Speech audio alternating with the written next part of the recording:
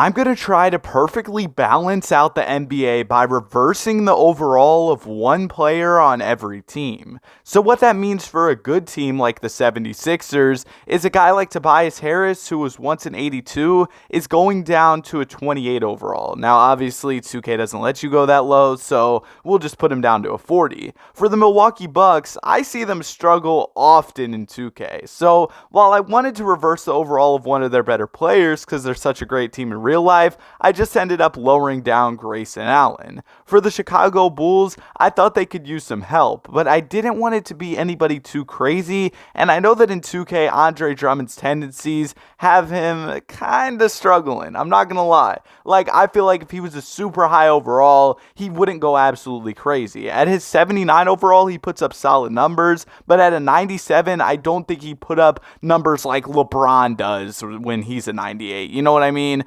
So, yeah, that was kind of the thought process there for the Cavs. They're really good, but I didn't want to absolutely cook their team. Ultimately, I decided to lower Evan Mobley because the Cavs are usually a dominant roster in 2K. For the Boston Celtics, Jason Tatum. I mean, the Celtics, they are way too good in this game, so unfortunately, yeah, Jason Tatum, it's going to be time to get those reps up in the G League. Deuce is going to be taking your spot on the Celtics soon.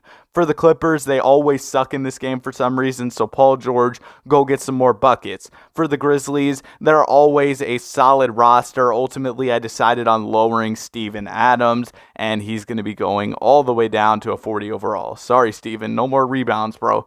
For the Atlanta Hawks, this Hawks team is solid, but they could use a little help, so their star player, Trae Young, is going to be going up to a 98. I thought about helping Kyle Lowry because I know Heat fans are very frustrated. Lowry might be moving to the bench according to a report. I'm not trying to sound like an NBA news reporter or whatever, but I saw something about that, so yeah, there you go. For the Charlotte Hornets, I don't think anybody's saving them, but Gordon Hayward, you sure can try at a 97. For the Utah Jazz, we're going to make Kelly Olynyk an 87 overall. I think that the Jazz are a solid team, so hopefully that'll be enough help. For the Sacramento Kings, Keegan Murray at an 87. It'll give them a solid big three of guys who are all 87 plus. That was the same process here with the Knicks. I went ahead and made Josh Hart an 87. Hopefully Knicks fans are happy with Josh Hart. I've seen him doing really well over there in New York. The Lakers are a good team, so I made a minor change, putting Wendy Gabriel down to a 57 overall. The Magic, Cole Anthony, you're going to have to get a whole lot of buckets if you want to save this Orlando team, but maybe he can make it happen. He was supposed to go up to a 97,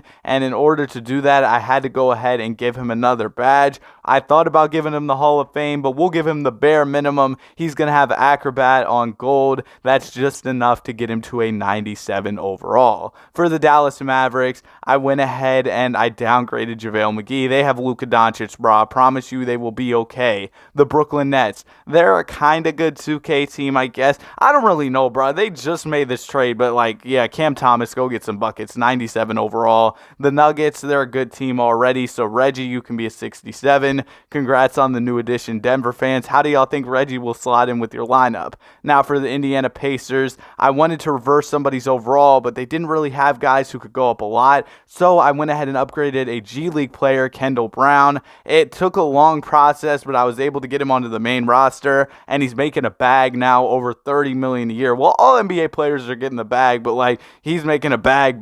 Najee Marshall goes down to a 67 for the Pels. They're already good enough. The Pistons, they're going to need a lot of help, so hopefully Jaden Ivey can get a bunch of buckets. The Toronto Raptors, they already have a solid team, so yeah, Precious, he can help them out a little bit, I guess. The Houston Rockets, Kenyon Martin Jr., don't know how well he'll do, but hopefully he'll do something. The Spurs, they didn't really have anybody I could reverse and put up to a super high overall. The best we could really do here was upgrading a guy to 87, so yeah, the Spurs are probably cooked, but I tried my best to even out the league, man. It was difficult. For the San Antonio Suns, oh man, I really messed that up. For the Phoenix Suns, Devin Booker, unfortunately, Book it's not looking good. Yeah, 70 points, you're not even a 70 overall anymore. The Oklahoma City Thunder, they're going to need a lot of help here. So, actually, they're kind of solid. Let me not disrespect them. Lou Dort goes up to an 87. The T-Wolves, they sometimes suck in 2K, I think. I don't know, bro. It's so much to keep up with.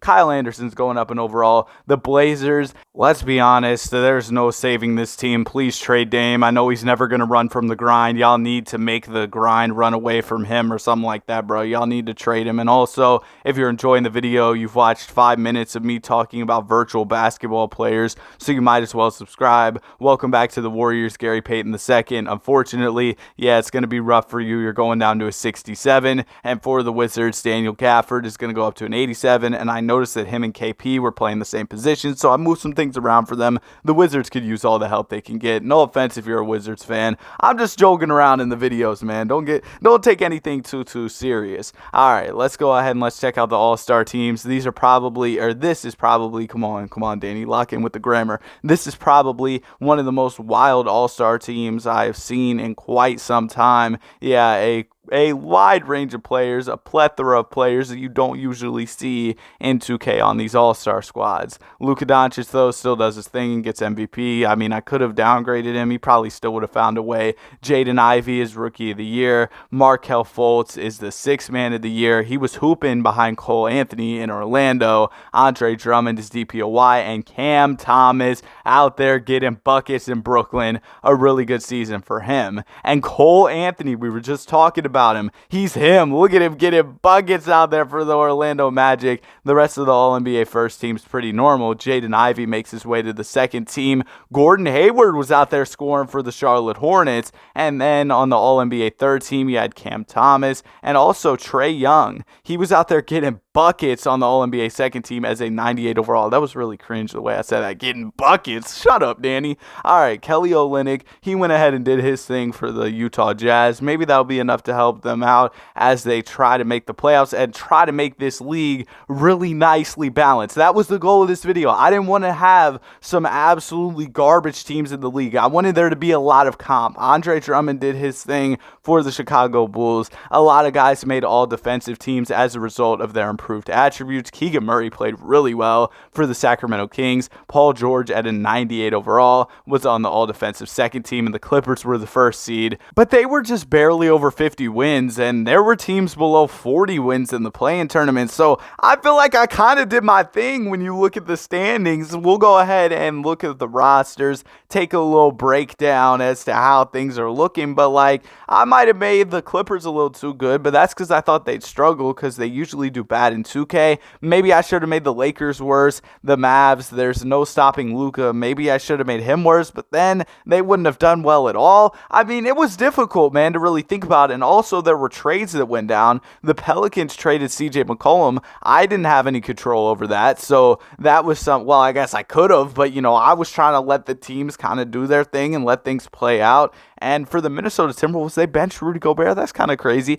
Kenyon Martin Jr. was hooping for the Houston Rockets. They were able to get in as a 7th seed in the play-in tournament. The Grizzlies were 8th, the Nuggets were 9th, and the Trailblazers around the spot they'll probably be in real life this year at 10th. The Warriors trade Klay Thompson for CJ McCollum and don't even make the play-in. The Thunder, behind Lou Dort being upgraded, don't make it. The Suns, like, how do you all not make it? They also traded for John Collins, I guess, and the Spurs really sucked. But there was nobody on their team that I could reverse the overall to where they'd have a really high overall. That's what you have to think about. Reversing overalls, there's got to be a player at the right overall where if you reverse it, they'll go up a bunch and they'll get a lot better. Or if you want them to get worse, you get my point. Chris Paul is an Atlanta Hawk, by the way. That is a crazy backcourt there. You've got Chris Paul running the bench unit, and then you've got Trae Young running the starters. That's kind of wild. The Brooklyn Nets were good. The Miami Heat were good. The New York Knicks were good. All right, let me lock in with my commentary. I just keep saying, oh, this team was good. Like, yeah, you see that they're on the screen. They made the playoffs or the play-in or whatever.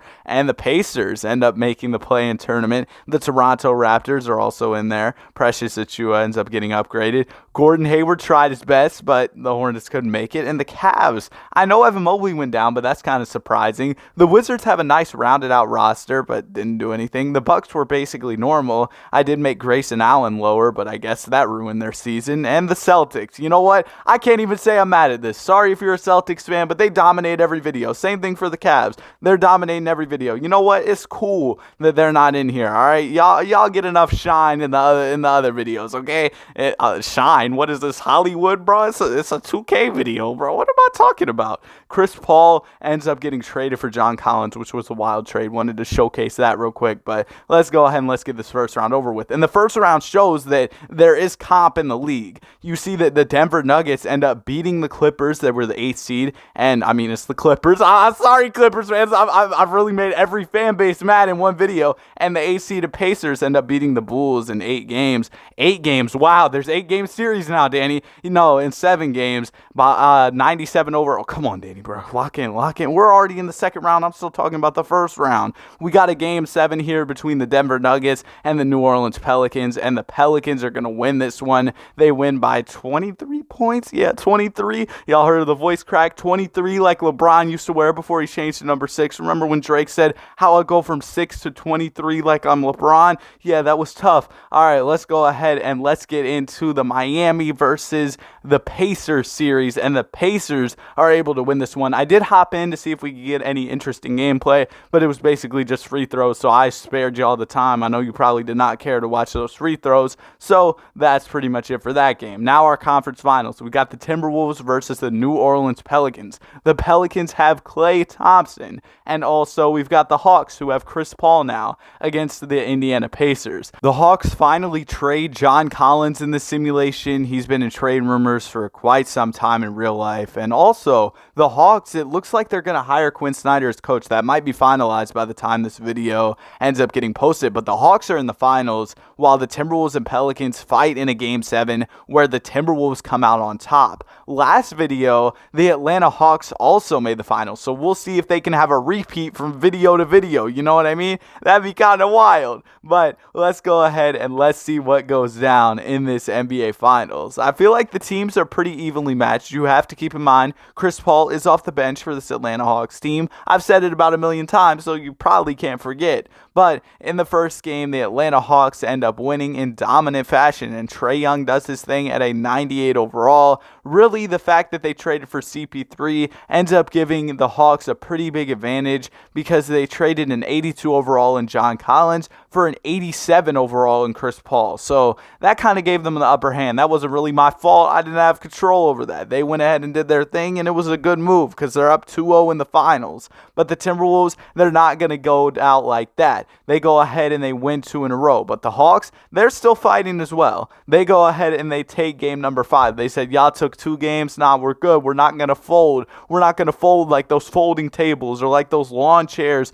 Bro, y'all ever been like sitting in those lawn chairs and like you'll be like leaning back and stuff and you'll be nervous like they're about to fold or something? Bro, what am I talking about? We're in the NBA Finals here, the virtual finals. Let's go ahead and let's get to it. Game number 7, Hawks versus Timberwolves, and the Timberwolves are going to come out on top. Y'all really thought CP3 was going to win a ring? Let's be honest, bro. That was not happening. Anthony Edwards, Finals MVP. I really hope y'all enjoyed the video. I enjoy making them so much for y'all. Have a great day. Be sure to like and subscribe.